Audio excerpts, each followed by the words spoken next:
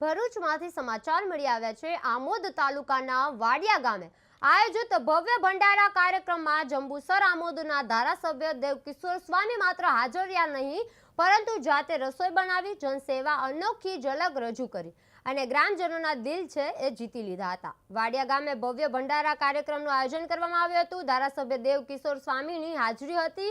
ભંડારામાં જાતે દાળ બનાવતા નજરે પડ્યા છે। જનસેવામાં સક્રિય ભાગીદારીની પ્રશંસા અને સાદગી અને સેવાભાવથી જન હૃદય છે એ જીત્યા છે। ભાગીદારીની પ્રશંસા, સાદગી અને સેવાભાવથી છે જન હૃદય છે એ જીત્યા છે।